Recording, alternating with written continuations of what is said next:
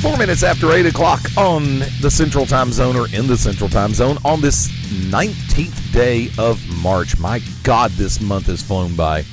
Want to say greetings, good evening, how you doing? Welcome in on this Tuesday night edition, Beyond Ringside Live, from the ever-evolving thing known as Studio One.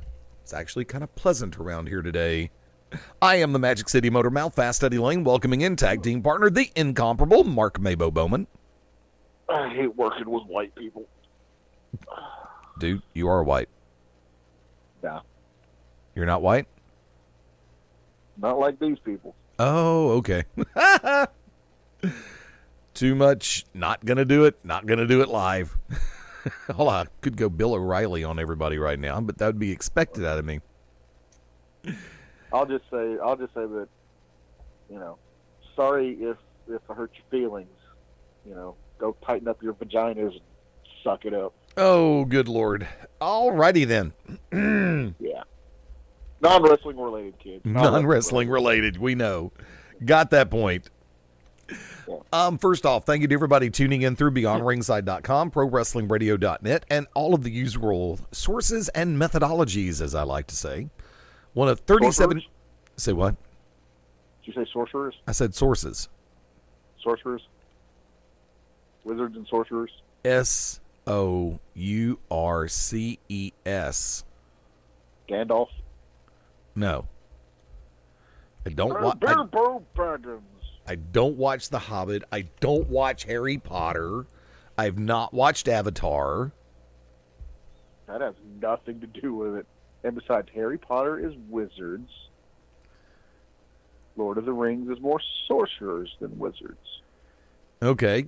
Both franchises I don't watch. And I weep for you. But continuing I'm on. sure you do. Continuing on. Exactly. In about 20 minutes from right now, slated to be joined by a good friend of the family, one of our new best friends, Karen Smith from Coast to Coast Championship Wrestling. Got a great live event coming up in the very near future for our friends in our home market of Alabama. Looking forward to this. WrestleMania about, 2 weeks, 3 weeks away. Who cares? Actually, over the last few weeks, I've been given reasons to care, to not care, and to be totally apathetic, which is par for the course right now.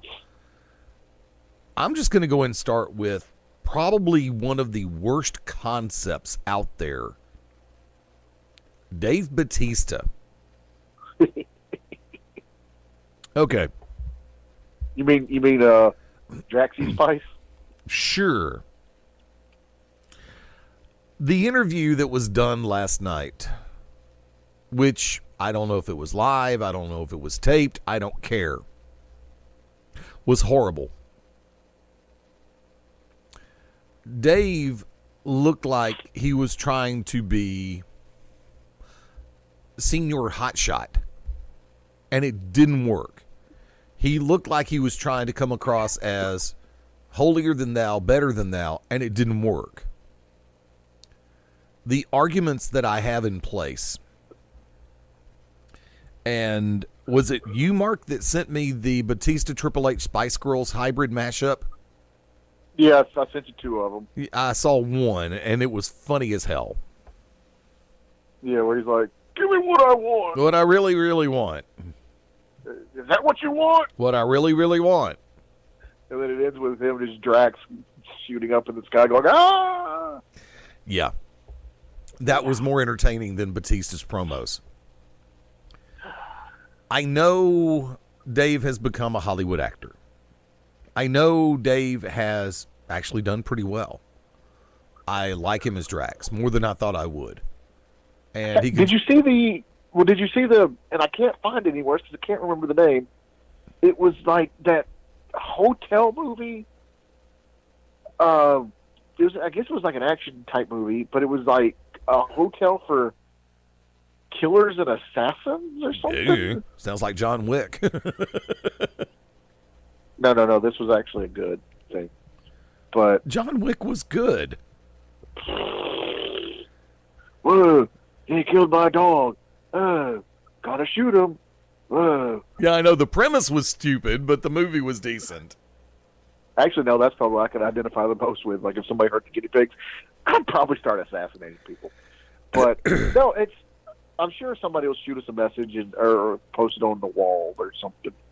But it came out about maybe a year ago. But it was like a hotel for assassins or something. I wish you could remember the name, because I kind of want to check it out. So, but he's become a decent actor at best. He ain't no Rock or even a Cena. So, but he's making Not it. even Triple H's performance in Blade. I don't know if we talk about that. Oh, come on. Hey, look, I mean, Triple H was funny. Have you ever seen The Chaperone? Yeah. Back when, WWE was trying to put out PG movies or whatever. He was actually pretty good in that one. I will say, to me, the one of the most underrated ones was the one where Edge was the private investigator. Well, see, I watched Edge on Salem, and he did a great job on that. He continued to grow into the role. On Salem? Yeah, on Sci-Fi Network. That what was it called Salem? I think it was. I thought it was something else. Oh. I don't think it was Salem. Then Sanctuary. Are you sure? Was it Sanctuary? I think it was Salem. Hold on. Are we going to do this live? Yes, we're going to do this live. It's wrestling related. I have yet to see him on Vikings, though. Is he good? Haven't seen that one yet. Well, I mean, he's been on there for a couple of years. Haven. Haven. I was closer with Sanctuary. I was closer in two-syllable pronunciations with an A and an A in the end. No, dude. No, I dude, win. No, you did not win that. I win. No, you don't. But you were going Sanctuary. That's 4 syllables. Okay. A Haven and a Sanctuary are closer to something than a Salem and anyway. That's But true. also, I think Salem was. I think Salem may have been a the stripper I rules. saw 3 weeks ago. I don't know. What? I think Salem may have been an exotic dancer that I saw 3 weeks ago. I'm not sure. No, they used to have a show called Salem. But Bending the Rules is the one where he's a detective. Okay. But I mean, okay, let's be honest. The character choices that Dave is picking, I mean, it's not too far of a stretch. I mean, a mindless kind of literal muscle guy who, just it's not too far out of Batista's wheelhouse. Right. So, I mean, he's not making too many stretches with his acting. Okay.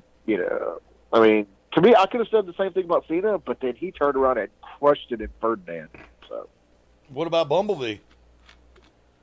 I've not seen that. Has it come out? Dude, it's been in theaters. Shows you how much I gave a crap. And you still have not gotten around to watching Captain Marvel yet, have you? No.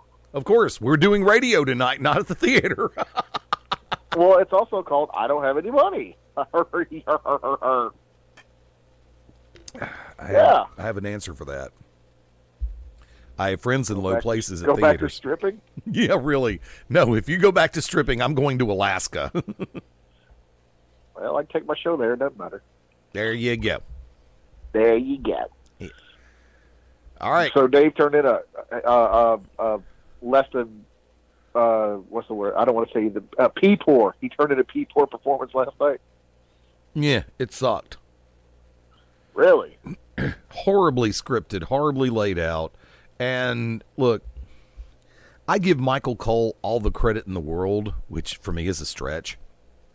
You're right. He did his best to salvage what was out there.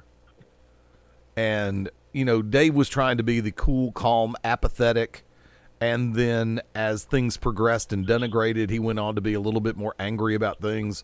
And that's just not in Dave's wheelhouse. I mean, Dave was trying to make Shakespeare out of utter so I'm going to leave it at that. So he's done better. He's done worse. I think Dave is the type of person who handles the live promo in front of the crowd much better, and that's not saying much, than he does behind the scenes scripted stuff like this. And we all know how. So you're saying, you're saying he kind of feeds off how the crowd reacts. Yes, feed from the energy of the crowd. I mean, you do that when you're behind the microphone announcing. I do that when I'm behind the microphone announcing. We both do that when we're doing commentary. We understand the ebb and flow of the energy from the crowd. We understand the dynamic of what the crowd is feeding us into this circumstance, how to digest it and turn around and give it back to them in the form of energy.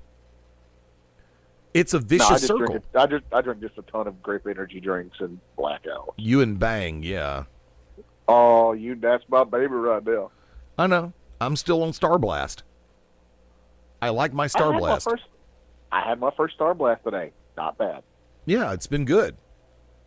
It's not bad. Sour Heads is good. And yes, we're actually talking energy drinks here on the show, kids. That's the energy drink of professional wrestling right now. No kidding.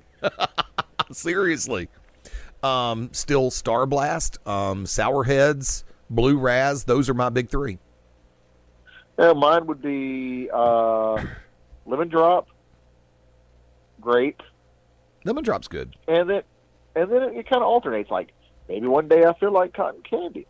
Maybe one day I've had to step away from Unicorn. They changed the formula. I can't bring the formula. Speaking of changing the formula, you made a post on your personal Facebook about the new orange vanilla Coca-Cola.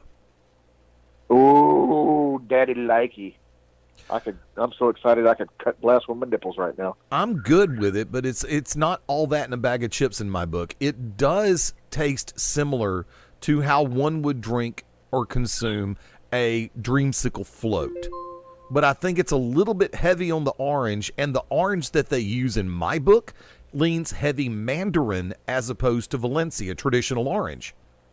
Well, let me ask you this. Did you go Coke or Coke Zero? Coke. See, I wasn't impressed with the orange vanilla Coke itself, but to me, it to use a wrestling term, so to speak, to me the orange vanilla popped more in the Coke Zero. See, I'm just not a big fan of Coke Zero because to me Coke Zero tastes a lot like Pepsi. See, I don't get that. To me, Pepsi's kind of sweeter, but that's Pepsi's just like, kind of flatter. I know Zaxby's has them. Firehouse Subs has them with the little mixing machines. Yeah. And a lot of people kind of turn their nose up at this. I like to get a Coke Zero, and then I like to combine it with. Sometimes I go lime. But most of the time, Coke Zero, lemon. Well, see, I'll give you this one because the Evil Empire, I don't know if they carry it in your neck of the woods, but close to where I am, the Evil Empire itself actually carries the 16.9-ounce bottles of orange vanilla Coke. Oh, yeah. We got the cases. We got the bottles. We got everything, dude. We got the little cans you can buy for 7-8 cents. Yeah, because a lot of places are just carrying the 20-ounce, and I prefer the 16.9s. No, we got them all. But they've also got a new flavor, Limonade Sprite. That junk is terrible. Kind of like a Batista promo. Pretty much. Tied it all back in. Unlike the Beth Phoenix promo from Monday Night Raw. How do you feel about that? Like, I love it. I love it. I love it. I still like that woman. I am so envious. Okay, I'm breaking one of the 7 deadly sins. I am so envious of Adam Copeland. So plain and damn simple. Because as Beth Phoenix announces that she and Natty Neidhart, Pin Up Strong, are going to be coming back as a tag team and hopefully for WrestleMania, I'm all over the concept because I think Beth Phoenix left the show way too soon. I think it may have been when she wanted to leave and she went out on her terms at that time, but considering the fact that I really feel that Beth Phoenix is one of the most genuinely talented in-ring performers that WWE has had, and I believe that she was more one of the innovators of the women's revolution because she was a strong, powerful, talented woman who was beautiful at the same time. Unlike during the Divas era where they went for Here we go. Unlike where they went for looks as opposed to any inherent talent involved. So that's where that was. Well, hold on. I was just going to say, it was because of Beth Phoenix. It was because of Maddie. I would even say, of course, AJ Lee, and even it took her a minute to get there, but Caitlyn, it took her a minute to get there. Yeah. But it was because of them. I think honestly, it definitely got us way past. And I don't care what people say, and I'll say this: don't give me any type of but Michelle McCool. No. Look, Layla L was more talented of an in-ring performer than Michelle McCool was, in my opinion. And once again, let's lay this out there, because what we're saying is not personally directed at the individuals behind the scenes. We are making references to the individuals and the talent they displayed in the ring on camera, or even off camera. Characters. Yes. Well, look, I mean, at least Layla had a personality. She could emote. I mean, it's kind of fitting that Michelle McCool is marrying the dead man, because that's what she was like in the ring. Oh, damn. I mean, I'm serious. I mean, she is, to me, she's very beautiful. I'm not attracted to her, but I will look at you and be like, yes, Michelle McCool is attractive. All right? But her, and she tried. I am not saying that she didn't try. She's not like other people who you could tell definitely, politic their way into several spots by getting into certain positions. So, but still, I just don't see what the big deal about Michelle McCool was. And I guarantee you, she'll probably end up going to the Hall of Fame in the next 2 years. Okay, there is no reason in this world why someone like Michelle McCool should be in the Hall of Fame before Ivan Koloff. Well, because they always pick one woman a year. I know. They may have actually done two birds with one stone last night with the announcement of who's going into the Hall of Fame this year for the Warrior Award. Yes, please let me know, because, ladies and gentlemen, my internet's been down, so I have not been able to stream anything. So okay. I'm down from last night. So. Okay, let's put this in play. It was announced on Monday Night Raw last evening that the recipient of the Warrior Award for this year is WWE's own Sue Aitchison. Who had been there for 30-something years. Yes. Yeah. Sue has been an integral part of a lot of the inner workings of WWE, especially as a liaison between, okay, I won't say especially, but the point that was brought out last night during the segment was her liaison between WWE and Make-A-Wish. Sometimes these ain't the easiest things in the world to do. But see, Sue also had a number of different responsibilities inside the company. One of the biggest points of contention that Mark and myself have had with the way the Warrior Award has been handled. I know where you're going. Well, would you like to take it, because you're more verbose about it than I am? Well, I mean, I do want. We're talking about the original definition of what. Yes. The Ultimate Warrior. Okay. Yes. I just want to make sure we were. It's on you. Yeah, take it. This is the 5th year for the Warrior Award. 4th, I think. And they're finally giving it to an actual WWE employee, because if you go back 6 years, has he been gone 6 years? No, technically 5 years. Yeah. But if you go back, and this is, I've said it before, and every year we harp on this, and every year I add the same little addendum to this before I say it. Sorry, I'm a sniffly here. My allergies are acting up. I said every year, this is not taking away from anyone who has received the Warrior Award before. You know, Connor the Crusher, and then the little kid from a year or two ago, the one that does the interviews because he's pretty freaking funny. But this is not taking away anything from them. But if you go back 6 years ago to the Warrior's speech, and it just feels weird to say 6 years ago, and you listen to his Hall of Fame speech. Yep.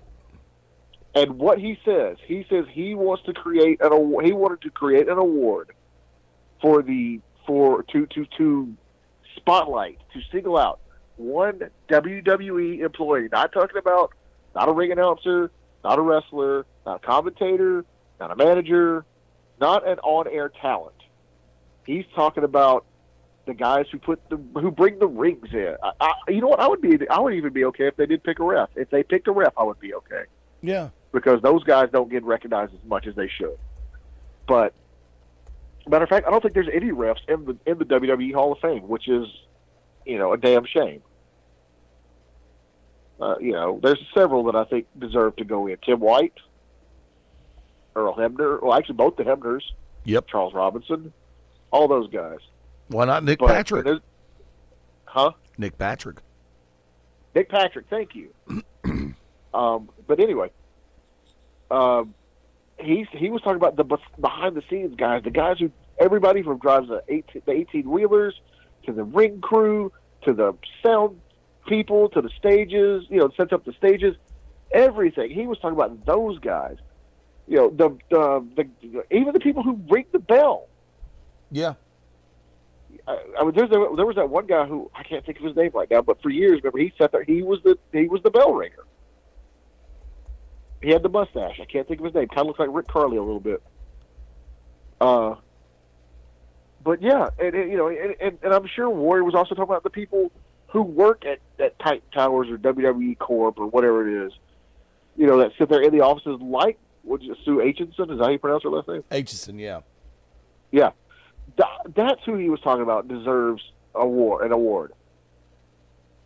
I'm sure that if we could somehow contact the Ultimate Warrior, talk to him, and be like, hey, what do you think? I'm sure he'd be like, no, okay, you got kids who are displaying, kids or people with ailments or whatever who are showing their toughness. I'm okay with that, but don't change what I suggested, a Warrior Award, so to speak. Don't change it just to, suit your needs or whatever. So, I'm glad. I mean, that's cool that they finally picked. Took them 5 years to do it. This is the 5th year. But, finally they picked somebody in-house to give it to. They needed to. They needed to. You know who? Well, no, I think he's all the way already Hall of Fame, though. Fink went to Hall of Fame, didn't he? 2009. 2009, okay. Yeah, Howard Finkel, 2009. Yeah, because he was at one point, excuse me, one of the longest serving WWE employee. Correct. Until he got fired.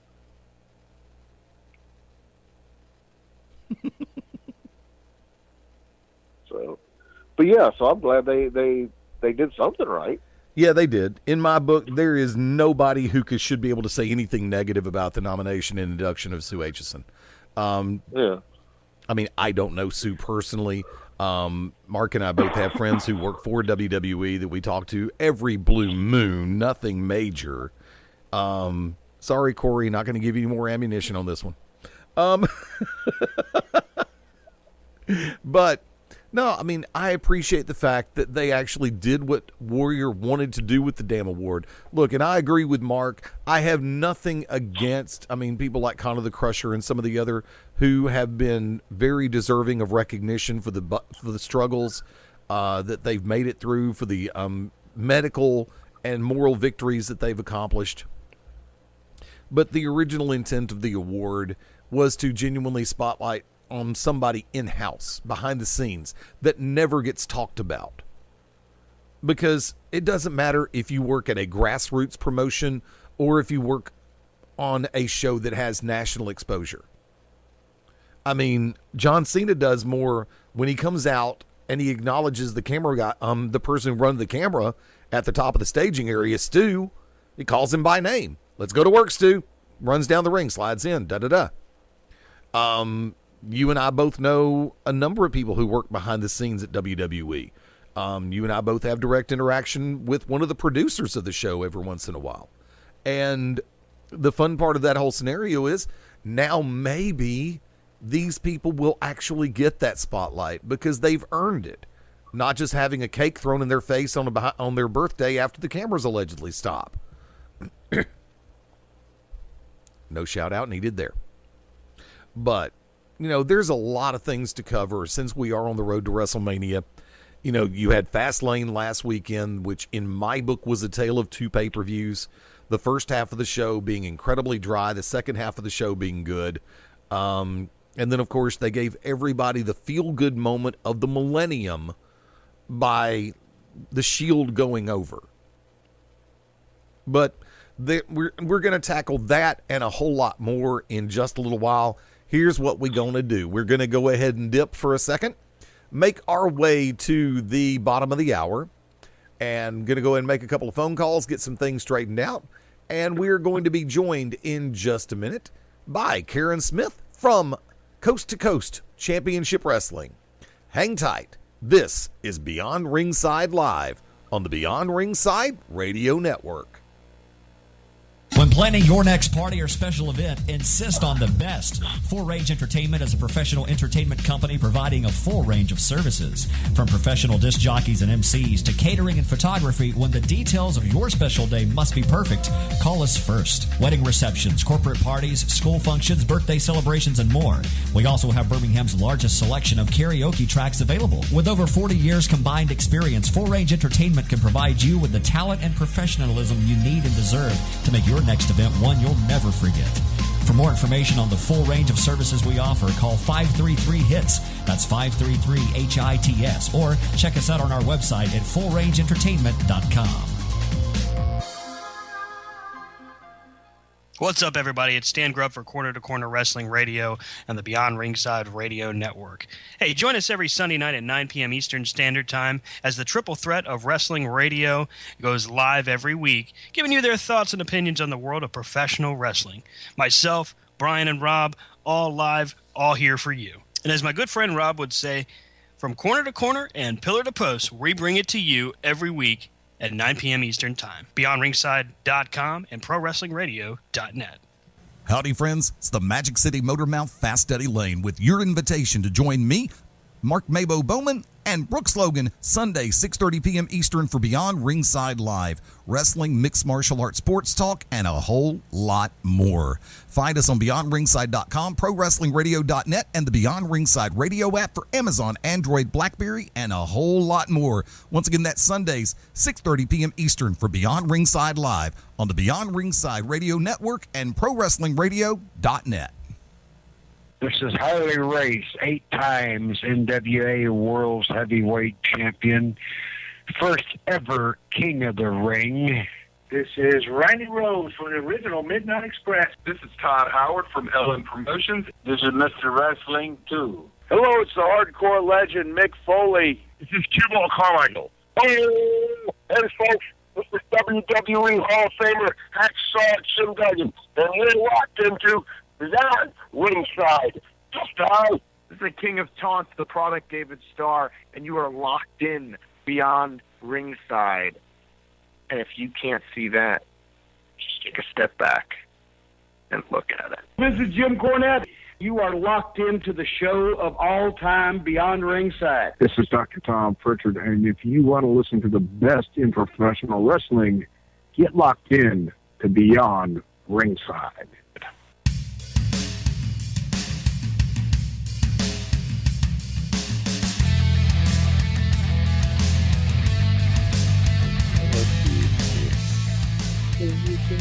20 minutes before the top of the 9 o'clock hour in the Central Time Zone, 20 before 7 on the West Coast.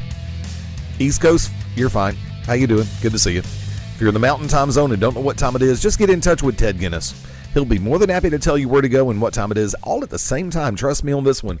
Welcome back to Beyond Ringside Live. First off, thank you to everybody catching us through BeyondRingside.com, ProWrestlingRadio.net, and of course, all the different methodologies which are available. And of course, if you're catching us on replay, everything from Podomatic to Stitcher to Spreaker, so many different ways, including iHeartRadio.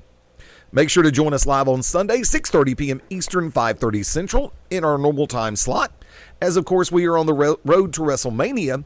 Not just that, but also spotlighting a number of great events that are going on around the country and some around the world. Fast Eddie Layne over here, welcoming back in tag team partner Mark MaBo Bowman. What's up, brother MaBo? I won't be hasty. I'll give you a try. But if you really bug me, then I'll say goodbye. We're the Triple H and Dave Bautista references right now. Give me what I want! I'll tell you what I want, what I really, really want. It's a sack full of cheese crystals right now. Ooh, that actually does sound good. My stomach would sit back and say, oh, hell no, I just ate Arby's roast beef, which is really good. Oh, I could go for a Meat Mountain. Mm-hmm. Yeah, and their sliders are actually excellent, too. You have those sliders, good Lord. There's nothing wrong with sliders. Are you 5? Are you eating tiny cheese? Are you eating tiny roast beef sandwiches because you're 5? No, I ate the full-size roast beef sandwich. The other stuff, like in the turkey sliders, I'll eat. You're a man. You have chest hair. Eat a large sandwich. There's times I'm not that hungry. Yeah, I know. Me, not that hungry. The one who emphasizes trips to Texas Day, Brazil, not hungry. But what I am right now is ready to welcome one of our new best friends to the family, courtesy of Coast to Coast Championship Wrestling. Karen Smith, how you doing tonight? Very good. How are you, Eddie? Thank you for having me. Wonderfully well. We're trying to figure out what's going to be on the lunch menu for tomorrow, obviously. We do that every once in a while. 4 things in this world get discussed on this show more than anything else. Number 1, wrestling. Number 2, comics. Number 3, movies. Number 4, food. Not always in that order, though. Got it. Which is a scary thing for us because of the fact that our home market of Birmingham, Alabama, will sporadically showcase decent places to eat. Or as I'm just going to sit back and say, you got some really cool places to grub out. Now, let's do this because you're actually based on the West Coast right now, correct? Yes. We have offices coast to coast in the San Francisco Bay Area as well as in Birmingham. Now, I've got to ask, before we start diving into everything with our upcoming live event, and I do say the word hour, on Saturday night, April 6th in Moody, Alabama at the Moody Civic Center. You know, you've got roots in Birmingham as well as your life on the West Coast. What is one of the main things as far as the culture shock between San Fran and Birmingham? Well, I mean, when I initially came to San Francisco, which was many years ago because I came to San Francisco right out of high school, it was pretty shocking because I consider where I was born and raised pretty rural. So coming to a very large city, you know, everything was different, just simply from the freeways, just these huge, like 6 and 8 lane freeways. And, you know, the big skyscrapers and very large cities. You know, in the Bay Area, I think our population is like 10 million people. So it's just the magnitude. Everything is just so huge in magnitude. How long did it take you to get over the touristy side of being a teenager going into the 20s out on the West Coast, considering where you were? Because there's so many different places, whether it be Fisherman's Wharf, whether it be all the way through the Presidio, all the way through San Fran and going up into wine country. And I tell you, having been here for 30 years, I'm still a tourist. There's some very, very beautiful areas in California and all among the West Coast. But the same thing when I come back to Alabama, you know, and I'm there quite often. So I live pretty much part-time in the San Francisco Bay Area and then the part-time in Birmingham. And we have a lot of beautiful things in Birmingham as well. So still a tourist, always a tourist, I think. Yeah, I've been here most of my life. I'm still trying to find more of those beautiful things in Birmingham. Trust me on this one. Birmingham Zoo, Botanical Gardens, Aldridge Gardens. We've got some cute stuff here, there, and everywhere. Other than that, of course, the new Uptown District in Birmingham. Great place to hide out every once in a while. Let me tell you, sorry, I didn't mean to interrupt you, but I'll tell you, I think Alabama and the Panhandle has some of the most beautiful beaches that I have ever been to. So, very proud of that. It's funny because you mentioned that, because being in the Bay Area, you never really think about the factor of beachfront property in that area. You always think about Southern California for beachfront. Yeah, I mean, the entire West Coast, though, is quite beautiful. We have Highway 1 here that is, you can look it up on the internet or read about it in all kind of books. The beaches are just different here. The water is cold here. There's nothing like the Gulf of Mexico. So our Alabama beaches are definitely a hit for me. Now, let's start driving in this direction, if I can use that, that segue, so to speak. Making the move, you've been a fan of pro wrestling for a number of years, right? Oh yeah, definitely. I'm probably aging myself a little, but I'm an '80s chick. So when I first started watching wrestling, it was, of course, Hulk Hogan and Jim Duggan and Honky Tonk Man, and those characters. So you're pretty much you lean toward the WWE side of life, as opposed to in the 80s you also had WCW, World Class, AWA, and some of the other promotions that were on cable and free TV, right? Yeah, but more WWE, absolutely. So who do you think would be your favorite character coming out of that era? Well, I think I would probably fast forward a little bit to maybe the 90s.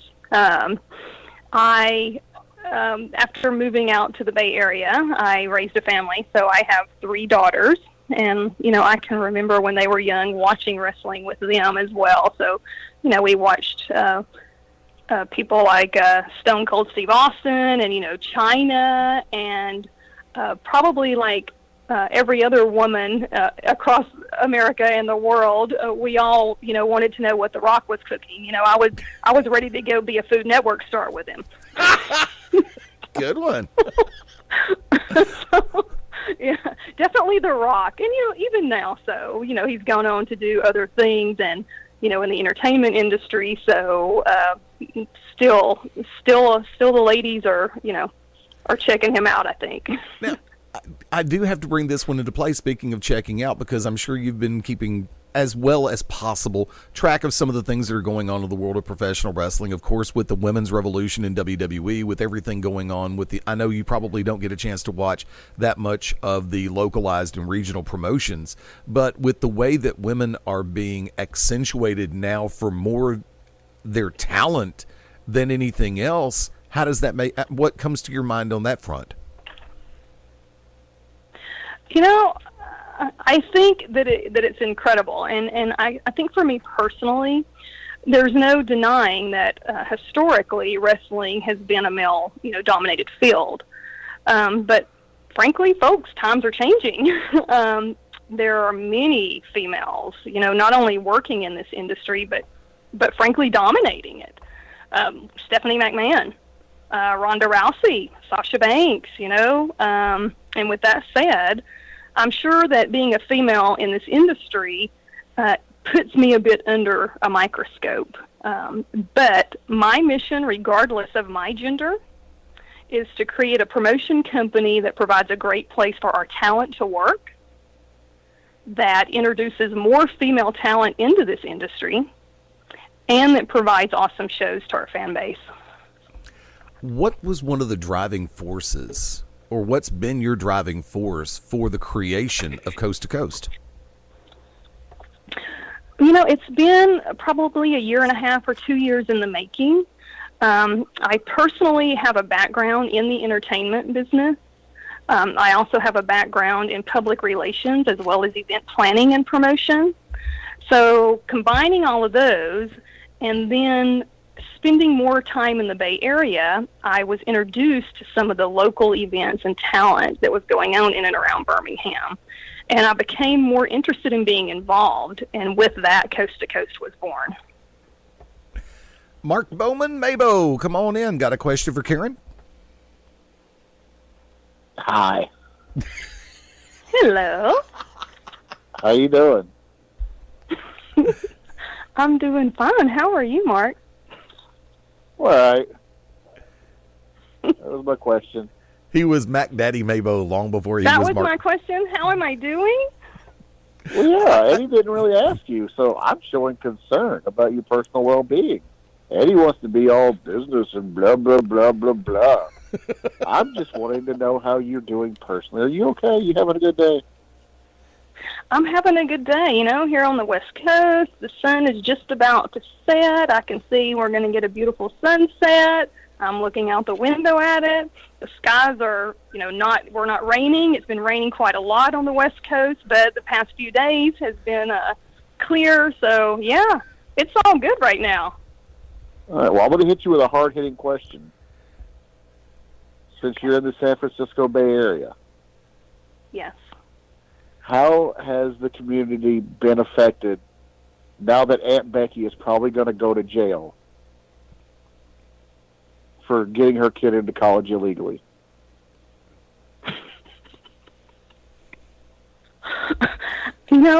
I haven't had a lot of conversations with people about this. As a matter of fact, I haven't had any conversations with people about. Well, I mean, this. I know she's. But I do. Well, I know she's she's the co-host with Danny Tanner for Wake Up San Francisco, and I know that's got to be a blow to the community. Oh, okay.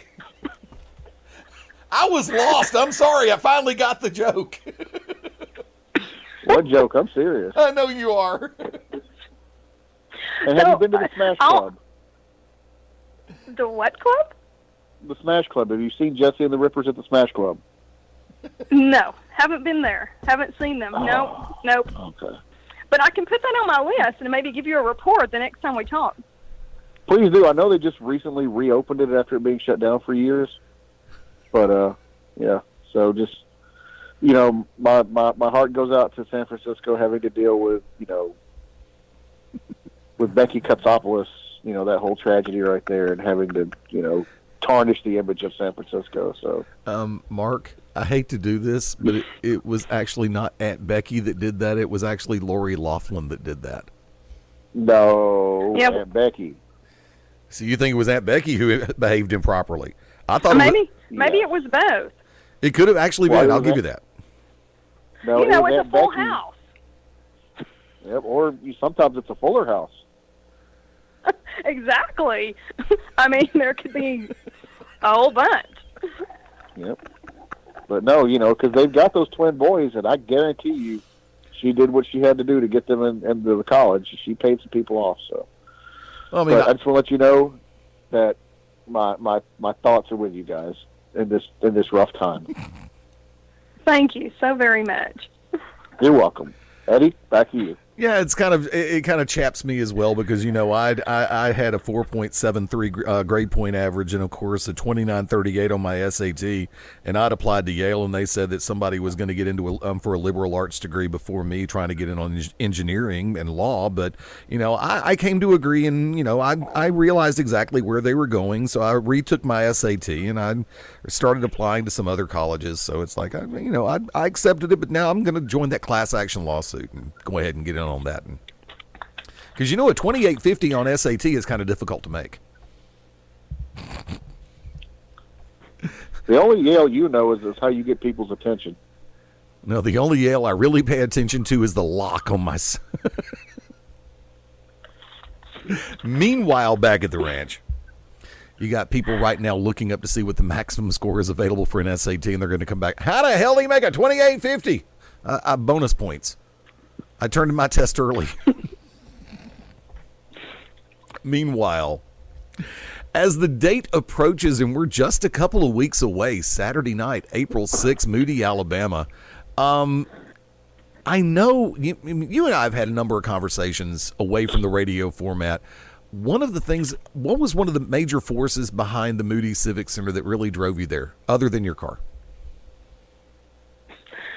Well, I did visit several facilities in the area, and there are there are quite a few nice facilities. But when I went to Moody, they've recently remodeled or built that Civic Center, and it is state of the art. It is just a top-notch venue. We are so excited to have that as our home venue. State of the art, and we're looking forward to putting on some awesome shows there. And you and I have, of course, for those who follow both of us on Facebook, social media in that particular regard, we had a great meeting at the Moody Civic Center alongside with one of the first signees for Coast to Coast in the role of JP Magnum. Yes. Now, JP is one of those wild cards in the world of professional wrestling because there are some areas that he goes into where he is one of the most popular in-ring performers, and there are those areas where he goes in and let's just say he's not exactly on everybody's Christmas list. As it comes down to it and we get closer to the date and all of the information is being released about the card, and I know that, matter of fact, we've got another, speaking of releases, we're going to cover something in just a minute. But when it came to JP Magnum, I commend personally, and even if I didn't know JP, I know enough of his body of work where I can sit back and say that is a very astute contract signing due to the fact that JP does have that personality as well as in-ring performance to where he can go in any different, he can be quite the wild card, if I can use that expression, right? Yeah, I mean, agreed. And, being new to this industry and going around, I've talked with quite a lot of talent. I've been to several shows, met a lot of other promoters, and I have a great respect for all of the talent and the promoters that I've met. I mean, they've really shown me the ropes, and I'm quite thankful for that. But, I met often with JP, very impressed with him, and I'm looking forward to seeing his match on April 6th. And matter of fact, we are going to be joined by JP Magnum in the very near future here on Beyond Ringside Sports Radio. Looking forward to having JP back on. I've worked with him on a number of different shows around the southeastern U.S. And like I said, as it comes down to it, we get closer to that date and more information is being released. I can go and let people know now that 2 matches have been released at this point, to my knowledge. Seven taking on Jamie Hall on April 6th in Moody.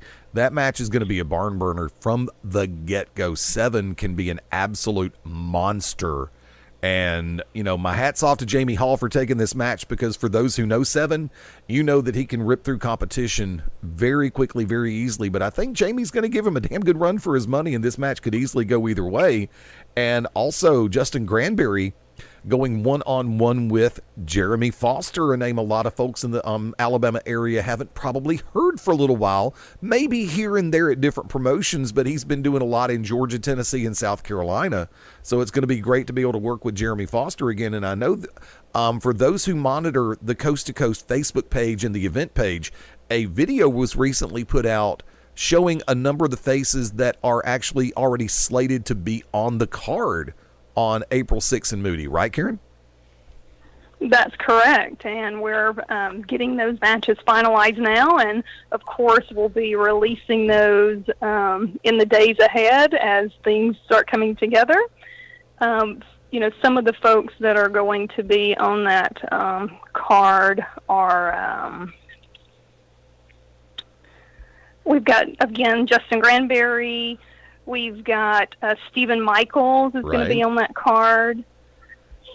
We've got Brad Savage on the card. All right. A couple of different tag team matches will be on the card. So there's quite a lot of entertainment going to go down on April the 6th. Now, the conversations that you and I have had specifically, we're gearing this thing to everything is being put into play to where it's going to be an all-ages event that the entire family can enjoy, right? Oh, yes, absolutely. Now, for you in this day and age, how important is that to where you can provide that type of venue and that type of entertainment to where from 1 to over 100 can be able to come out and genuinely enjoy a show like ours? Oh, it's really important to me. It's really important to me to provide a great place for our talent to come and have their matches and be proud of. It's also important to me to have a great place that the fans can come and bring their families and enjoy some nice concessions. And it's very important to me to put on a great show. So if you have great talent, great fans, that equals a great show, which is a win-win-win. So very important to me. And I'm willing to bet that as per the norm, because of our running gag here on the show, MaBo, she said the word concessions, which is going to lead you to ask, are they reasonably priced? Not the one I thought he was going to do. And we have a special promotion package called the MaBo Special featuring lasagna. Well, that's weird. I don't even like lasagna. I don't know where you got that from. Let's just try the conversations we've had with a certain promoter in Georgia. Actually, we're not serving lasagna that night. It was just a joke. But someone had told me that you had a question about lasagna, so we were going to do the MaBo Special. Well, I'm just saying, if you want to throw out some lasagna out there, I'm not going to stop you. There he goes. I'm just saying, I like lasagna. Maybe some, like a forward-thinking company like Coast to Coast, maybe they take the initiative to put lasagna on the parade. Yeah, I told you we were going to be doing some things differently at Coast to Coast, so there you go. I've announced one now. The lasagna special. What other promotion do you know, or have you ever been to, including the WWE, that has ever had lasagna at their concession stands? None. Yeah, and so if you look at that, there's probably a reason. Well, because they're not bold like Coast to Coast. They're not forward-thinking. They're not the future of professional wrestling. That's what it is. I'm sure that it's going to be a bestseller. Oh, I can guarantee you. MaBo will spend his entire payoff on lasagna. Hey, look, my income tax drops Thursday, so I'm willing to put down some serious money if you got some good lasagna, some good lasagna going on. Make sure it's got the ricotta in there, Italian sausage, a little zucchini, a little carrot, yeah. Mm-hmm. There you go. Throw in the kitchen sink as well, right? No, have you seen the kitchen sink? It's filthy. No, mine's clean. Oh. Mine's so clean you could make soup and eat out of the kitchen sink. Ew. No. Chicken noodle. No. Give me chicken noodle, I'm fine. Speaking of chicken noodle, you mentioned a couple of names so far. Brad Savage, King of the Dead Brad Savage. Get it right, Eddie. The Awful Wolf Stephen Michaels. Two gentlemen I'm very familiar with, as well as Jeremy Foster, or as he's told me, Foster, because he's here to foster a new era of professional wrestling into the world. So I look forward to working with them. Three guys that I know very well, and I would three talents that I would definitely put my stamp of approval on. And let me go. And I also would like to mention that we have Moody's very own Sergeant Hammer. Yep. On our card. Saw that in the video. Very nice to see Sarge making his return to the active world of professional wrestling. Very pleasant surprise. Greatly looking forward to it. Sergeant Hammer, tried and true veteran, and I will say very well on the path to being classified as a pure legend in our business. Plain and simple. Love him to death. Great guy. Haven't always seen eye to eye with him, but you know something? Man can throw a hell of a right hand as well as make you drop and give you 20. Well, as well as I also have roots in the Leeds Moody area. I'm not a local celebrity, though. Well, at least no, my both sets of grandparents, set their roots in Moody 40 to 50 years ago, and there was at one point my mother's father, actually both of my grandfathers, could not walk anywhere in Moody or Leeds without being stopped multiple times by people that knew them. So, well, there's I've got some roots in Moody too. Well, and you heard us kind of slip a little bit here and there, both of us, Mark and myself.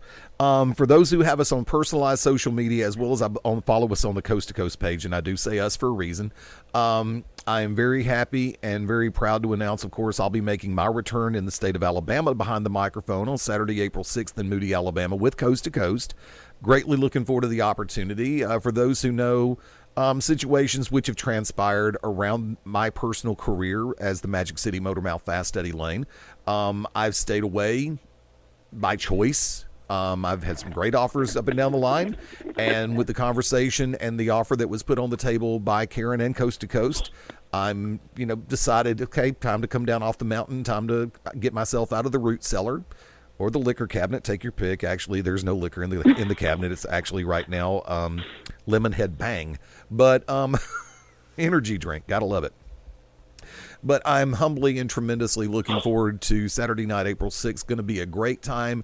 And one thing that is going to make that night that much better in my book, if we haven't already made it public, we are now. The hosts of this particular show, Beyond Ringside Sports Radio, I make the reference to the fact that I call us the announce team. Fast Eddie Layne and MaBo Bowman. For those who have not found out yet, one of the newest additions to the world of Coast to Coast Championship Wrestling, who will be joining me at the broadcast position and on commentary Saturday night, April 6th, is my very own tag team partner on this show.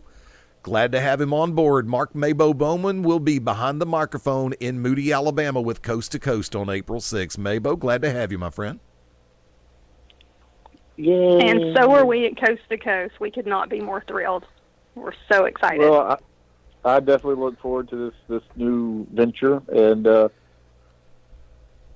I'll try to do my best to carry Eddie through the broadcast, like I do every Sunday night. I know here. Sometimes he needs a little boost, so I'm really dependent on you there now.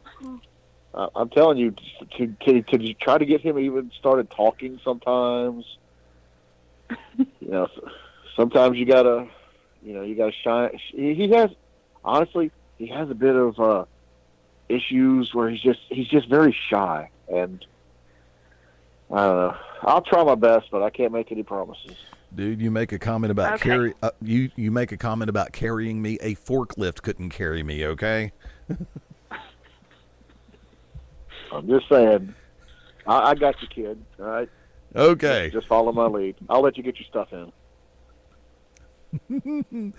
You don't have that much free time for me to get all my one-liners in. You found out. You found that out last time we worked together at Peach State. Dude, I told you I wasn't feeling good that day. But like I said, folks, Mark and I greatly looking forward to being able to call the action and do the introductions on as announcers for Coast to Coast on April 6th. Going to be a great night of professional wrestling action. We've got tickets available at all price points, everything from Golden Circle to Ringside to general admission. And matter of fact, speaking of tickets, we were originally supposed to be live this past Sunday here on Beyond Ringside Sports Radio, and we were going to do a live drawing. However, because of extenuating circumstances, also called my day job, we weren't able to do that live broadcast. But, Karen, you went live on Facebook and did the drawing there. Yes. And the winner of those two Gold Circle VIP tickets for last week was TJ Burke. So congratulations to TJ, and we've got your tickets, and I'll make sure we get those delivered to you. And like you said, we'll be having another drawing this Sunday, the 24th, as well as the following Sunday, the 31st. So the way that folks can get entered into that is to go to our Facebook page, and I'll actually be resharing it again, but even without me resharing it, it's there. It's just a couple of posts down. If they will like the page and share the post, then that automatically enters them into the drawing. Let me ask you this, Ken, real quick. What entails the Gold Circle VIP tickets? So the Gold Circle VIP tickets, which are $15 in advance and $20 at the door, are tickets in the first two rows. So you'll be seated in, either row 1 or row 2. And it also gives you early entry into our meet and greet. So the meet and greet will start at 5:30 for those with the Gold Circle VIP tickets. Oh, awesome. See? There you go, kids.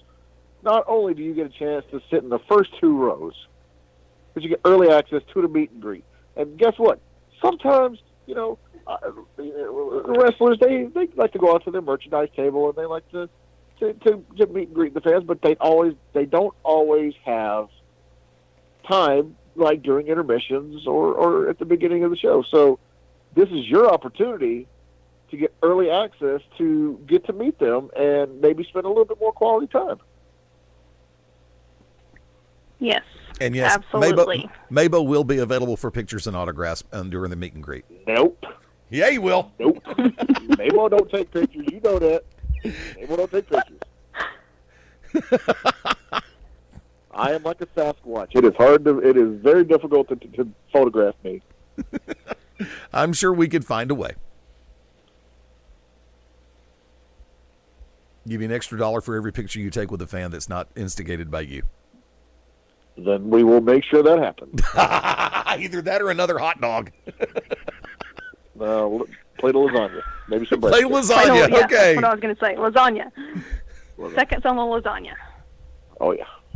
Either that or we'll make our way the following day down to Alfredo's Pizza Cafe on Green Springs Highway in Birmingham. They really need to sponsor this show. That's all I'm going to say. Even though they're not in Leeds or Moody. Now, also, I do understand that you're looking for, that you're accepting the concept of, per se, vendors in the area, local store owners and businesses sponsoring the live event, correct? Yes. We actually have talked to a couple of people that are interested in sponsorships, and we do have that open. I need to get the information available, so when they call, I can give it to them. But without reaching out, we didn't have to reactively ask for sponsors. We have people coming forth, and it's so exciting to know that we have all these folks that want to be involved in this event and are as excited about it as we are. And now we made a reference to the Ringside of the Golden Circle, but in addition to that, we've got 2 other sets of tickets available, both Ringside and general admission. Go ahead and let everybody know the prices for those. Yeah, so the Ringside tickets are $12 in advance and $15 at the door. And then the general admission tickets are $8 in advance and $10 at the door. Cool. And as stated, of course, you do want to go ahead and get tickets early because of the reduced price point, but also you can still enter into the drawing for 2 Golden Circle tickets plus the VIP meet and greet. The drawing will take place this coming Sunday, Beyond Ringside Live. I do believe that is going to be, what day of the week is that? I don't have it in front of me. I'm sorry. Sunday the 17th. Sunday the 24th. Sunday. Yes. Sunday the 24th at 7 p.m. Central Time. We have everything in place. I don't foresee any other major events occurring because the day job is actually starting to mellow a little bit. Thank you so much. And we'll be able to do that drawing at 7 o'clock p.m. Central Time right here on Beyond Ringside Live. Karen, you'll be available to join us? Absolutely. Coolness. Now, for those who would like to find out, especially follow on social media, remember, if you're in Western Georgia, Moody is a very convenient drive. For our friends in Eastern Mississippi, Moody is a convenient drive straight on through 20 if you're in Central Mississippi. From there, Moody is easy to get to a number of different ways, including Interstate 59 coming in from the north. So you can easy to find, easy to get to in the Moody Civic Center. Been there, enjoyed it, and really looking forward to having this initial outing. But for those who would like to make sure that they can find Coast to Coast, what's the best ways on the internet? The best way right now is to find us via our Facebook page, which is Coast to Coast Championship Wrestling. And we'll be working on other access venues as the month progresses, right? Absolutely, yeah. We're in the process of putting up an Instagram page as well as a website, and there'll probably, Twitter feeds and things like that as well. Looking forward to finding out more and more as the situations progress. Before we let you run and enjoy the rest of your Tuesday night, any other message you'd like to give to the fans in and around the Alabama market? Yeah, I mean, really, we are so excited to be a part of the greater Birmingham area and to bring this level of entertainment to you. And we are looking forward to the crowds coming out and just the excitement that it will bring and the thunder that will be happening, in the venue that evening. And we can't wait. So we really hope to see you all at the show, and thank you so much for having me on your show, Eddie. Always a pleasure. Definitely a pleasure. And looking forward to having you back on this coming Sunday night at 7 p.m. Central, 5 p.m. Pacific time for the next drawing. Okay. Thank you so much. Ladies and gentlemen, one of our new best friends and extended family for the Beyond Ringside Radio Network, Karen Smith from Coast to Coast Championship Wrestling, has just gone Beyond Ringside. Folks, hang tight. Going to go to a quick one, and we'll be back. This is Beyond Ringside Live on the Beyond Ringside Radio Network. It's me. It's that D to the O to the double G, always sitting next year, near doggy style, the road dog Jesse James, and you're locked in to Beyond Ringside. Get it? Got it? Good. Howdy, friends. It's the Magic City Motor Mouth Fast Eddie Layne with your invitation to join me, Mark MaBo Bowman, and Brooks Logan Sunday, 6:30 p.m. Eastern for Beyond Ringside Live. Wrestling, mixed martial arts, sports talk, and a whole lot more. Find us on BeyondRingside.com, ProWrestlingRadio.net, and the Beyond Ringside Radio app for Amazon, Android, BlackBerry, and a whole lot more. Once again, that's Sundays, 6:30 p.m. Eastern for Beyond Ringside Live on the Beyond Ringside Radio Network and ProWrestlingRadio.net. Oh, yes! This is Paul Bearer, and some people call me Percy Pringle III. You're locked in to Beyond Ringside, my favorite radio station. Oh, yes. If you're listening to this, then you're listening to the sensational Mickey Knuckles, and you are locked in Beyond Ringside.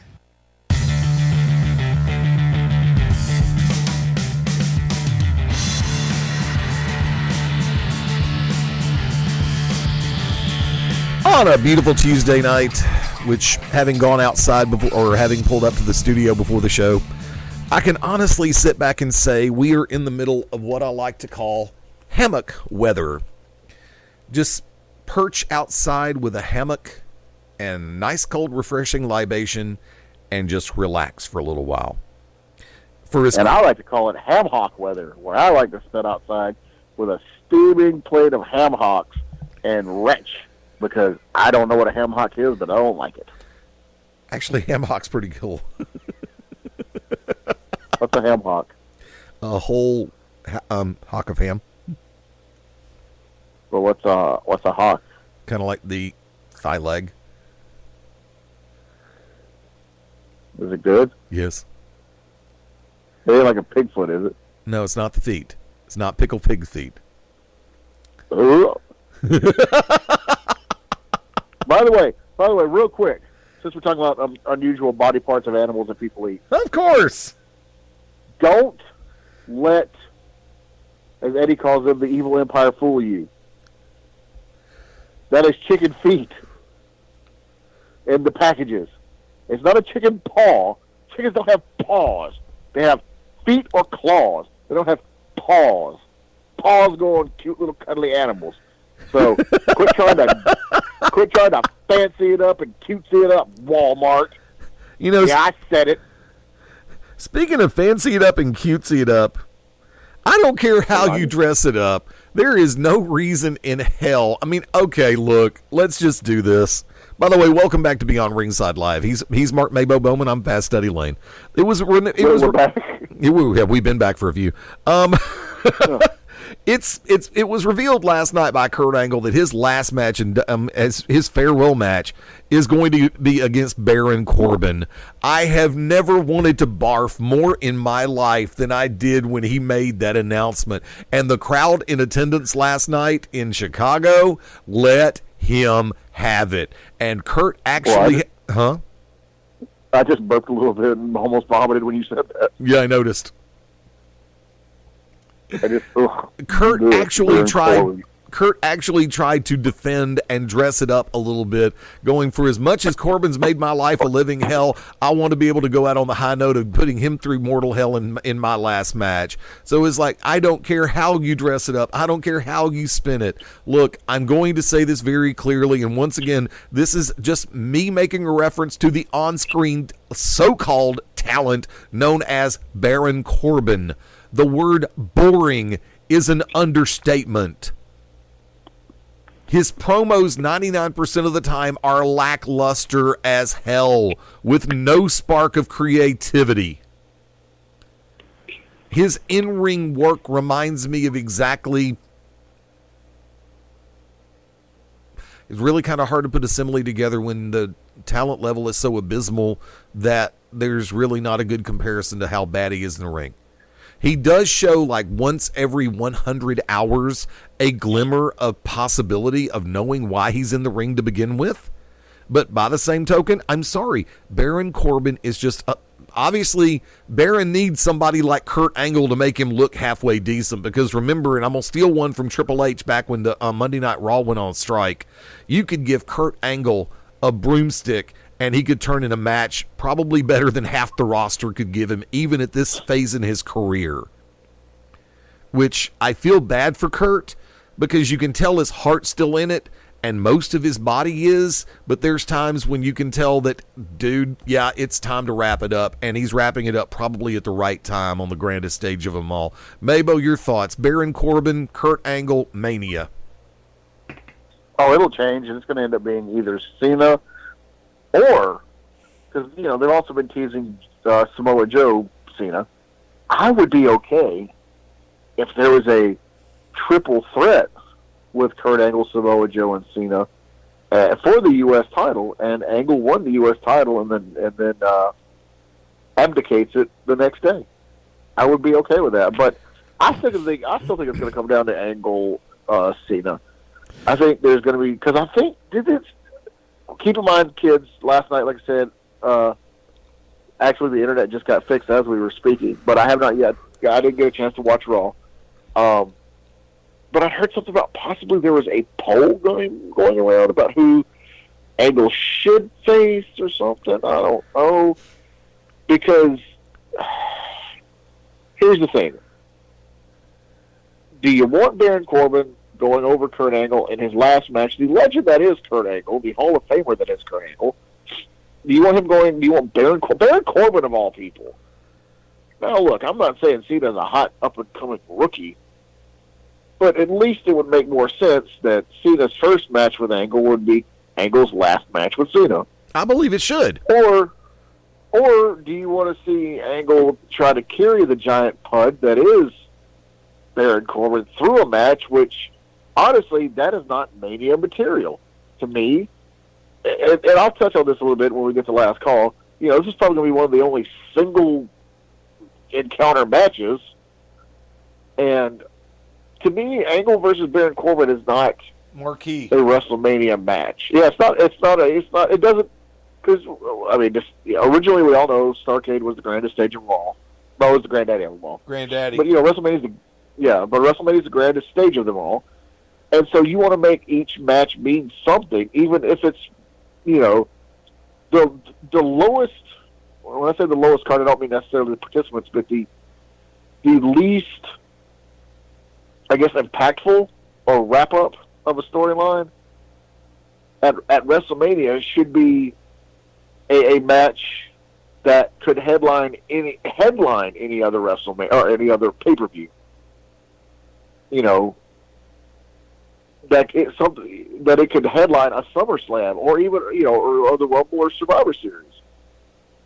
That's how it should be. And to me, Baron Corbin, Kurt Angle couldn't headline No Way Out. Or In Your House. Yeah, well, In Your House wasn't saying much. So. But so I don't think it's, you know, it's got to be Cena. They're going to cajole something to where it's going to end up being Cena. You know, they'll figure something out. I don't know. Well, logistically speaking, I'm going to jump back in for a second, because Mark said it a minute ago, and this has been my entire train of thought. When Kurt announced his last match would be at WrestleMania, remember, on-screen main product, main roster, Kurt Angle gave John Cena Cena's first match. And they tore the house down. They did a great job in that first match. Right before Cena, of course, popped with ruthless aggression. But think about it, and of course the Doctor of Thugonomics and all the good crap. I really personally, even with John Cena having been away from the scene as much as he has over the last year, I believe that John Cena could help Kurt Angle have another one of those matches that everybody sits back and will talk about for the next year. It's like, yeah, when we get ready to head for WrestleMania next year in 2020, people sit back and say, are we going to have anything half as good as Angle Cena in Angle's retirement match? Will we have that conversation if it's Corbin Angle? No, we won't. Not in the least. I'm sorry. With all due respect to the individual who plays the character of Baron Corbin, that match is not going to be that good. Because Corbin is going to spend half the time playing to the crowd, trying to build up cheap heat, and it just doesn't work. In the words that Paul Heyman made oh so famous last night that I have used for decades, wrong answer. Actually did that 3 times. The first one was the best. And to be honest, I mean, you know, Kurt can still go, but Kurt can't go like he used to because of his various injuries and everything. And it's going to be up to Kurt to have to carry Baron Corbin. He shouldn't have to. And I to. will say that because there's exactly, he should have to. If this is going to be his final match, at least, I'm not saying anybody could carry Kurt Angle because, I mean, even like you said at this point, Kurt Angle could carry 3/4 of the roster. Still. But at least with this being his last match, let it be someone he can go out mutually with, like a Cena or a Samoa Joe, or, you know, any more of the upper echelon type peoples. Let me give you the logistics on this one. Hang on one second. The logistics behind this. If Cena Angle is Mania, then either one could go over and everybody would sit back and say, okay. If it's Corbin Angle at Mania, and even if Angle, we know he'll do the honors, he is that much of a professional, but if Angle goes under to Corbin, social media is going to lose its collective fecal matter all over the place. Well, think about this. Okay. We didn't know. I mean, you kind of knew.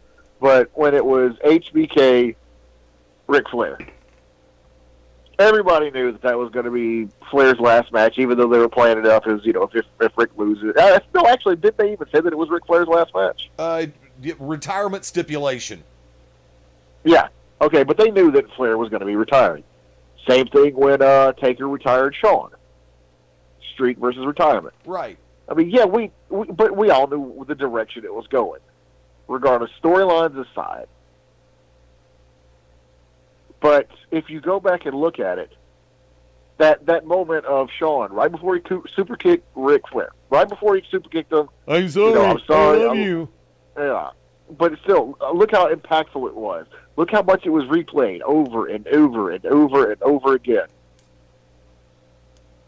With Shawn upending Ric Flair in Ric's, you know, pretty much last match. Same thing with Taker Shawn. I mean, we knew it was Streak versus career.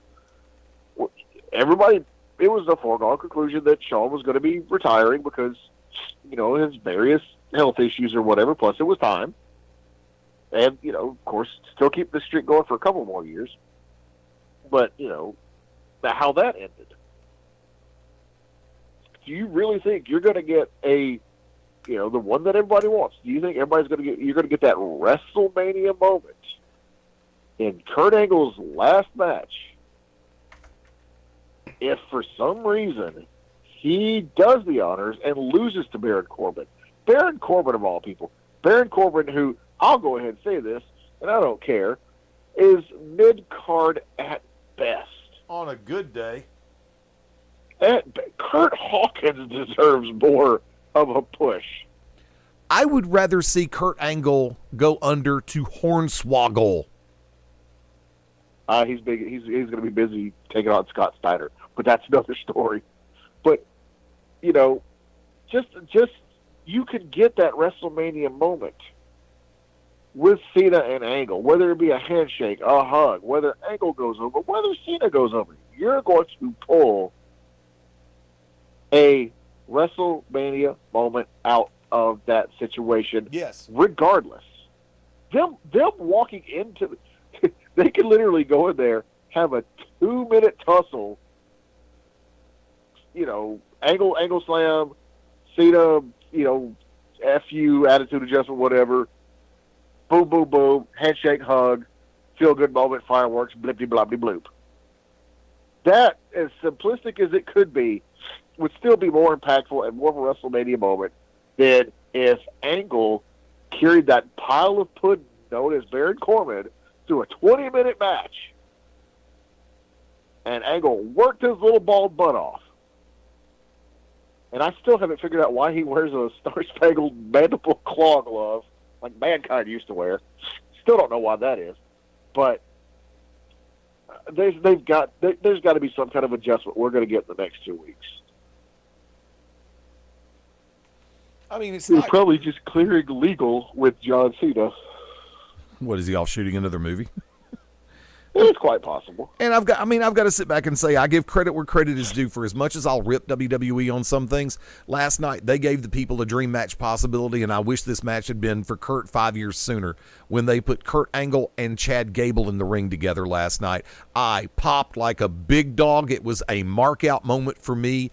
I genuinely appreciated the fact that you put the 2-time gold medal winner from the 1996 Summer Games, former NCAA champion, in the ring with also another NCAA champion and a Olympic wrestler. 2012 Olympics in Chad Gable.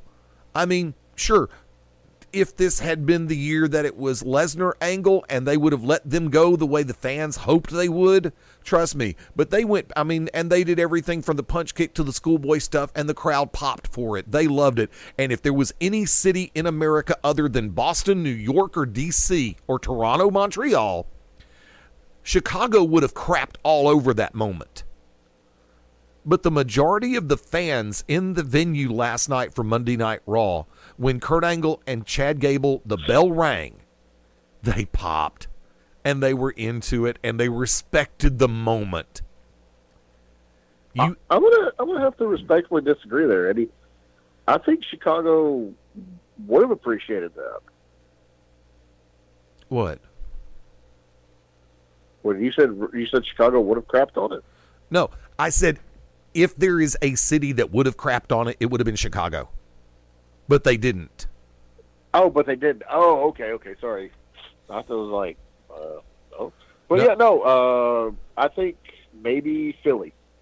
Philly above Chicago. Philly, they're very fickle. Philly would have crapped on it just as quickly as Chicago. That was the other city I was thinking about more so than Boston. Yeah. But Philly would have crapped on it. But guess what? Hey, last night, Chicago didn't crap on it. And honestly, I don't think Philly would have, because it's Kurt Angle and Chad Gable. Exactly. That's one of those moments that they have been waiting for. They don't. The Philly crowd, we've talked about this ad nauseum, many times, how because just the way they are, actually really that whole northeast sector. I'm not gonna sit there and call them smarks or anything like that. I'm not.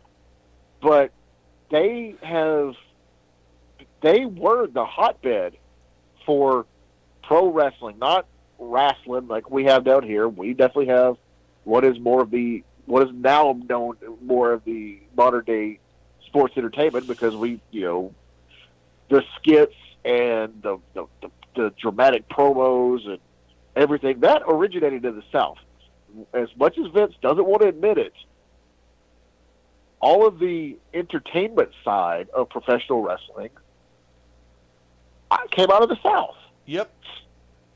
But more of the pro wrestling side came out of the Northeast, and especially after the dissolving of WCW and companies like Ring of Honor popped up, and Chikara, and all these other really strong companies popped up in the Northeast.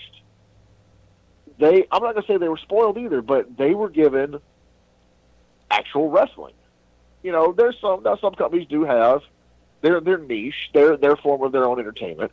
But that all spun out of ECW, Extreme Championship Wrestling, the original ECW, because it wasn't the cartoon that was being displayed on WWF and WCW at the time. It was quote unquote real. Right. It was extreme. It was what society was evolving to at that time.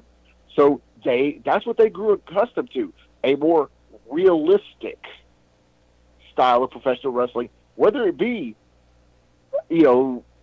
basically the bringing in of luchadors that ECW did, whether it was the hardcore style, or was it the actual mat wrestling technical style that Guerrero and Malenko and Benoit and even to some extent like Shane Douglas and all those guys, Taz, that they brought in. So that's what they were given a taste of that back in the mid '90s, and that's what they became accustomed to. And I think I'm not Paul Heyman. I don't know Paul Heyman. I can't even speak for Paul Heyman. I don't even know what goes on in that mad genius's mind.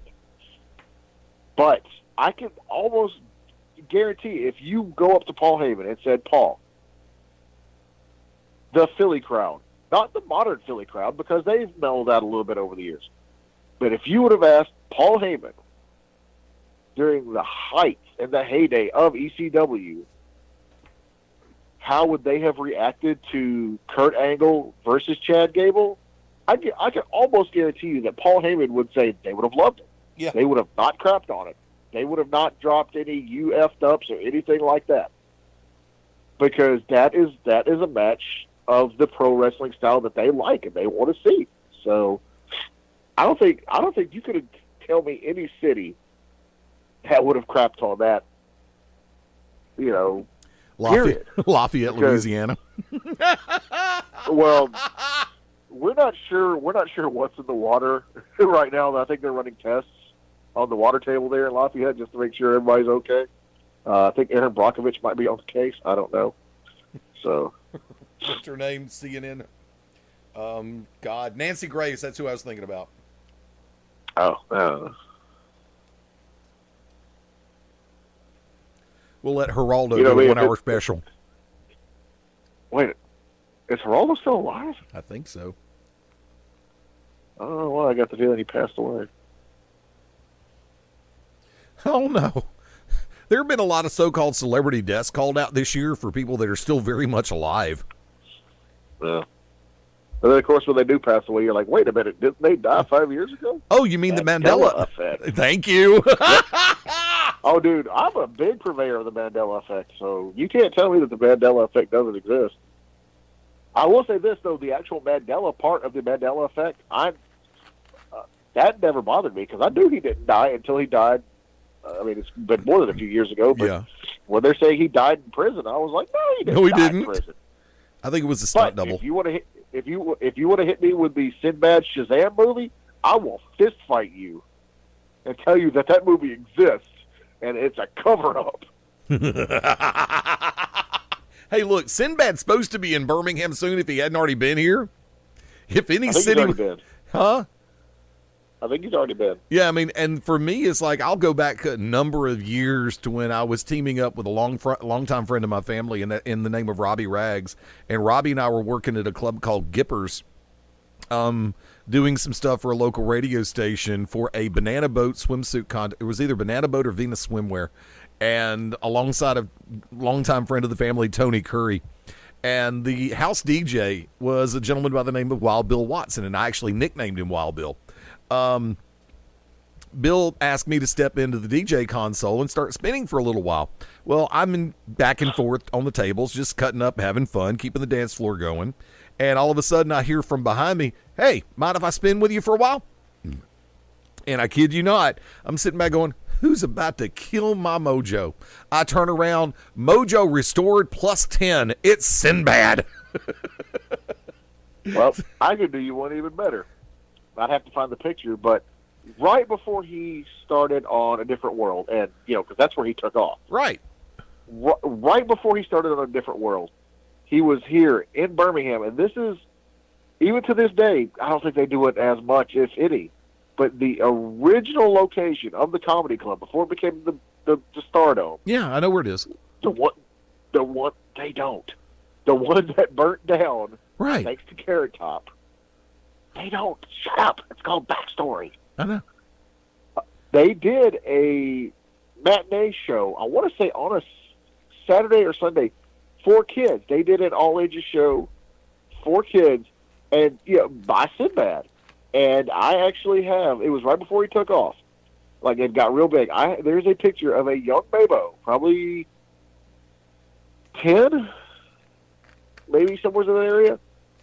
And I got an autograph from him, which is still floating around here somewhere. And, he was cool. And, and he's still, to this day, everybody says he's still down to earth. But he has been asked multiple times, was the Shazam movie real? Not to be confused with Shaquille O'Neal's Kazam that happened in the mid to late 90s. This was probably late 80s, early 90s with Shazam. So people can say it doesn't exist. Sinbad can deny it. Movie studios can deny it. But I know it exists. Speaking of something... And it's because of the CERN, the super collider in CERN, that they're screwing around with stuff, and they're punching holes in reality, and they're punching holes in the timeline, and they're punching holes in the dimensional rift, and it's going forward, and it's going backwards, and it's going sideways, and everything's bleeding over, and next thing you know,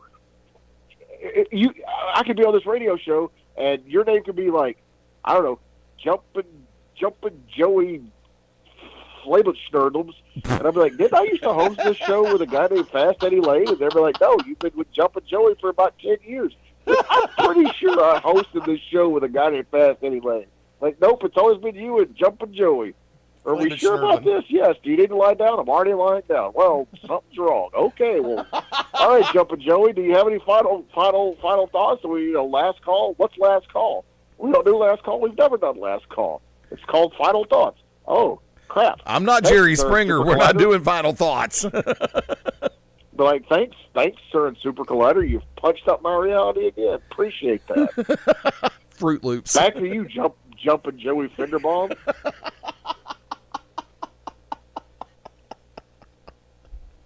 Oh, thank you, Chainsaw. Thank you, Chainsaw Raymond McGillicuddy. I'm just trying to stay ahead of the curve, baby. There you go. Speaking of ahead of the curve, this is going to be my closing. There's two stories I really want to hit, but I'm going to go and wait till next Sunday for this one, for one of the two. So I'm going to go ahead and say this. Moment of bliss last night. Is there any one person that can be more cardboard than Alexa Bliss? Baron Corbin? Yeah. Yes, Baron Corbin is worse than Alexa Bliss on a microphone. I don't think Alexa Bliss is bad on the microphone at all. But she's not good. Well, no, here's the thing there. Eddie or Joey or whoever you are. Ralphus. I'll be honest with you. I think... No, Ralphus is a nexus point. He exists throughout time. I'm going to be honest with you. I think because of whatever's going on with her medically, and they can deny it all they want, I think the wind has been taken out of her own sails, and that she's just maybe depressed, or I don't know. I think that she can't compete, because remember when she was competing in the ring, and she was the hottest female going, doing this, that, and the other, and all the titles and things, and cutting the scathing promos and all that stuff. It was when she was, the hottest in the ring. It was when she was in the ring. She was cutting those great promos and everything. But now that she's stuck with the moment of bliss thing, and she's just like, this is just my opinion. I think it's, since her in-ring time has been limited, I think she's just kind of, not going to say giving up, but she might be a little depressed. Well, look, I'm going to say this, and I'm going to say this very clearly. I can't speak from that perspective, but I do have to look at it from this one. For everybody who will sit back, whine, bitch, moan, groan, and complain, well, they just need to go and ask for their release because they're not being used properly. Hell, she's still getting paid. Well, that's the other thing. It's just I don't think she's wanting to leave. Look, they let T.J. Perkins get away, but they kept Mojo Rawley. Oh, don't you trigger me. I gotta go pee. And I don't need to get triggered while I gotta pee. So, but I don't think she was named. She doesn't want to leave. I don't want her to either. I think she's a damn good talent. But right now, she doesn't. But you can't sit there and say that people are saying that she needs to ask. No, now, I mean, at one point, I would say Ziggler. I mean, I don't know what's going on with Ziggler. I know he says he still wants to wrestle. They want him to allegedly be a director or a producer. That's what they're called. Maybe he should, but it's up to them to grant them release. Okay. I can understand why the Revival had teased it. Once again, it's rumor going around because they're in contract negotiations. But if you've noticed, the Good Brothers hadn't been around. They've pulled them from all house shows because they're in the middle of contract negotiations. They're not happy, allegedly. And of course, Carl Anderson, if you go on his Instagram, he had his son get on his Instagram and be like, my dad says don't believe everything you read on the internet. But there's always a grain of truth in every rumor. And you could look at how, the Good Brothers, the original Bullet Club, Anderson Gallows, whatever you want to call them, how they were the hottest thing running through Japan at the time. And they were courted away. Finn was in the WWE, one of their buddies. AJ was in the WWE, one of their buddies. Actually, AJ Gallows and Anderson came at the same time. And technically Nakamura. They all left within a month to 2 month period of each other. Well, Nakamura was Chaos. No, I know, but I'm just saying it's friendship-wise. Right. And so, Gallows and Anderson, if you go and listen to any podcast, maybe the Jericho ones, where they had a little talking shop with Chris Jericho, and they had a little what is it? Gallows calls it the blood of Christ. Oh, there you go. He had a little bit too much blood. He had a little too much blood of Christ in him, and they said some stuff about what they were promised, and it's not being upheld. No, it's not. So, and they could have probably. Who knows if they would have never left? How the whole Bullet Club situation would have turned out. But so they pulled them from house shows, but they will be at pay-per-views and television.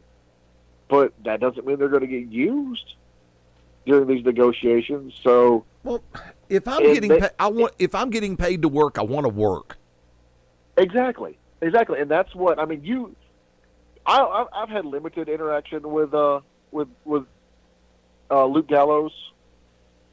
Very limited action. The times he was here in Birmingham, or I guess the Alabama area, I was able to talk to him and joke with him. No, we've had him on the show before. Well, I wasn't there. I thought you were here. Nope. Never got to interview him. That was the other guys. Or it could be the Mandela effect. Who knows? I could have sworn I could have sworn because you were bringing up freaking Deacon and all, some of the other stuff. No, I brought it up to you, but I was never. I might have been listening, but I was not in the interview. As in, it was you and other people conducting the interview. But you've worked with Gallows enough with other companies that he's just like you said. If he's getting paid, he wants to work because he's out there hustling all the time. He's got his school, he's got his merch, he's got everything else. So, I could rightfully see them being upset and asking for their release because they're not being used properly.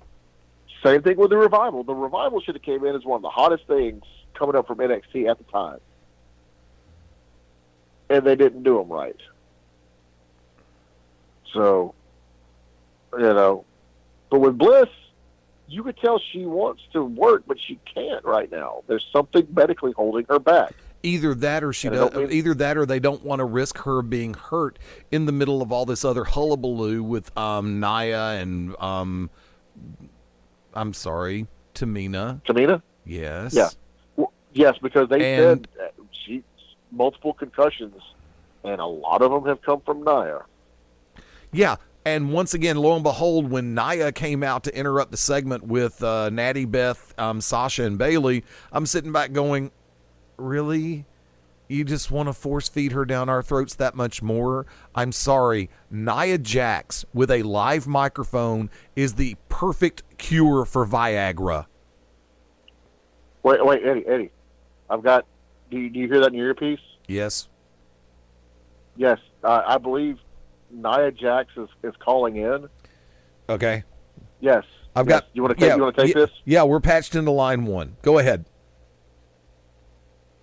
Yes, hi, Eddie.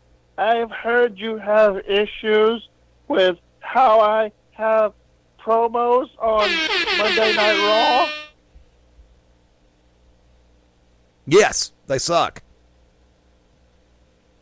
I'll have you know that my cousin, The Rock, taught me everything I know about being a professional wrestler, and I am the best one. And I would also like to dispel any rumors that I am really The Rock in drag.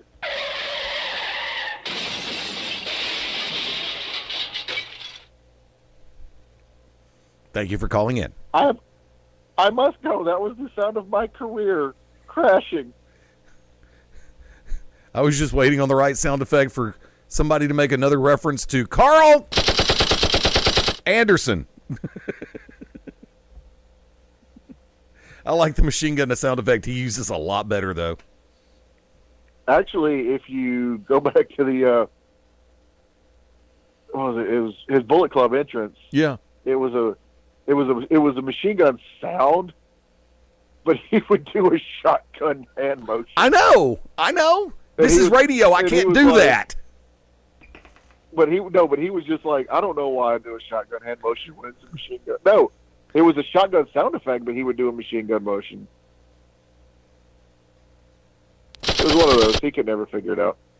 No, it was a shotgun, something like that. I don't. I miss talking shop. I miss Gallows and Anderson on camera and in the ring. They are just exemplary talent. I love them both. I worked with and MaBo brought it out. I've worked with Gallows on a number of different shows. Have yet to, at least that I can remember. It may have been the Twinkies or something else that I ate. I don't know. I haven't worked with Carl Anderson, but Gallows has always been tremendous.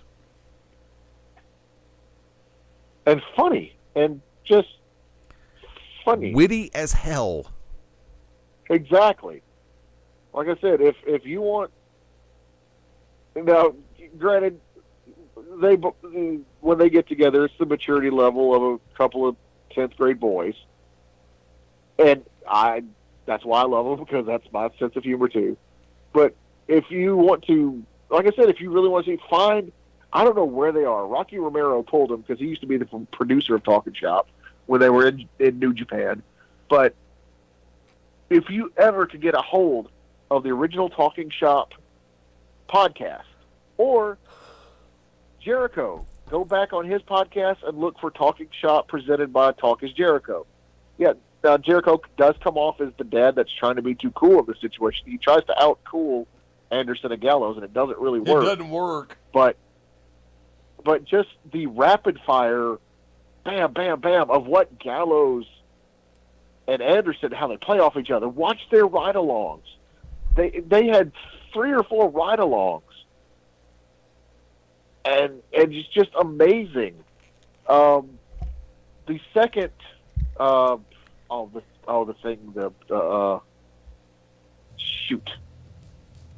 Cabana, he did 3 of them.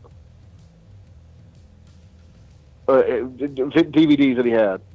Because I got the last one, Funny Equals Money, with him, Grado, and Kikutaro. Right. Shoot, I can't think of what it was. But it's Wrestling Road Diaries. Because the first one was Colt, Daniel Bryan, and Sal Rinauro.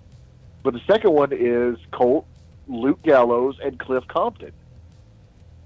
You want to see it? Gallows was hurt bad, so he couldn't really work any matches. But just the rapid fire stuff he did, bam, bam, bam, bam, bam. I give up.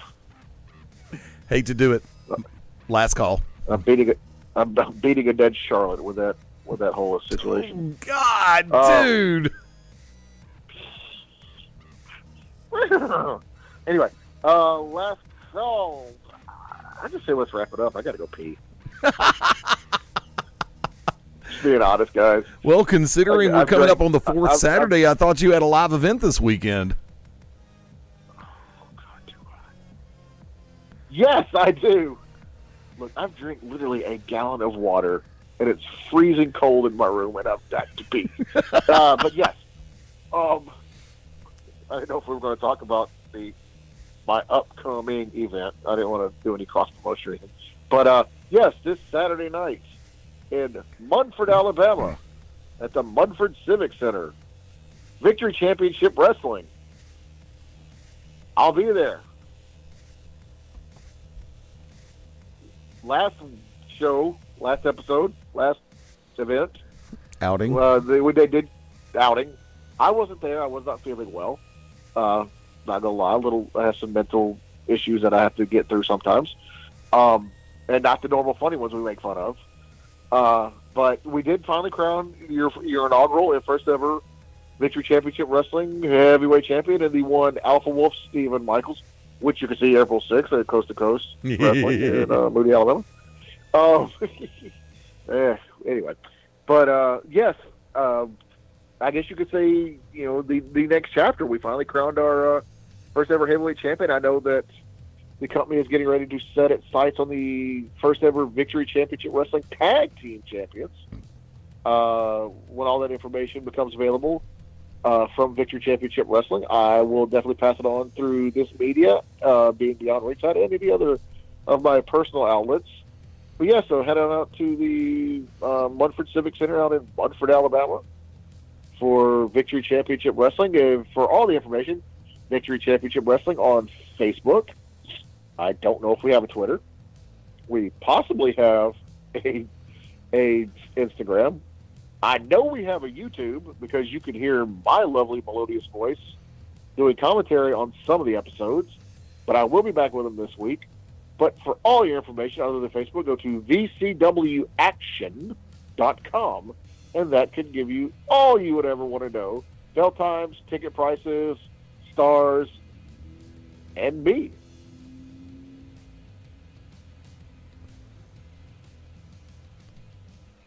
You gonna throw it back to me now? I'm really concentrating on not wetting my pants right now. Back to you, Eddie.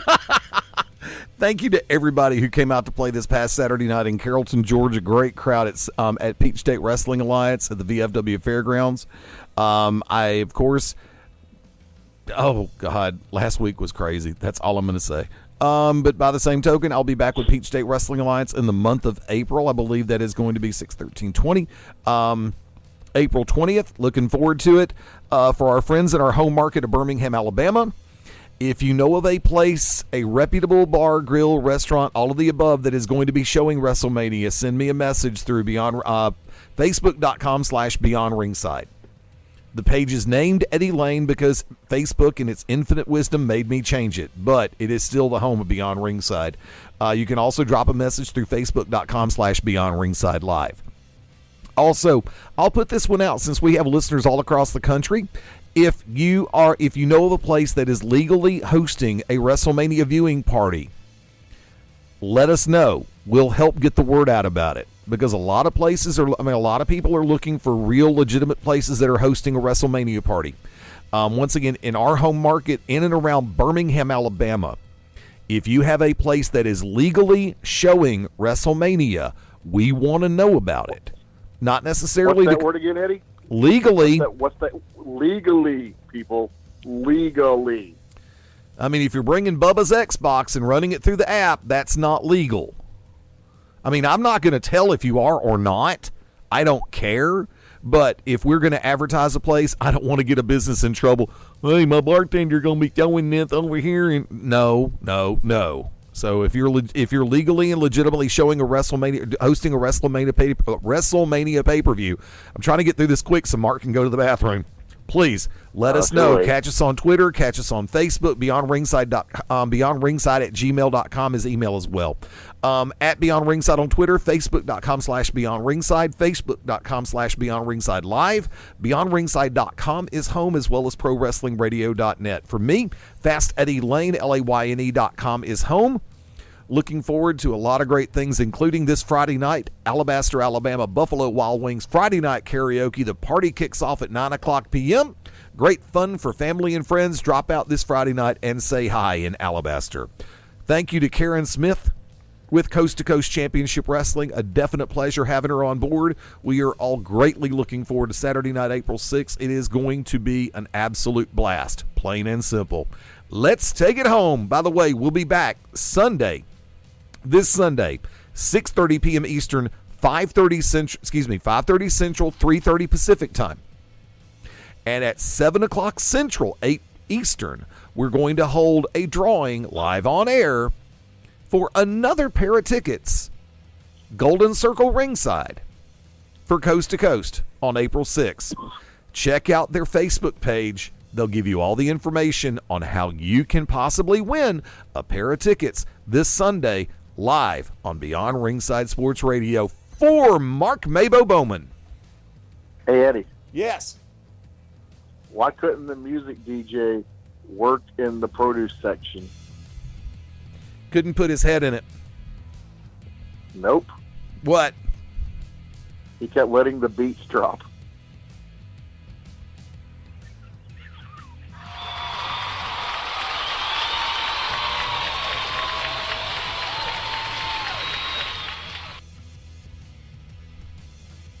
Oof. I am the Magic City Motor Mouth, Fast Eddie Layne, saying join us right here next time as we all go beyond ringside. Bye for now.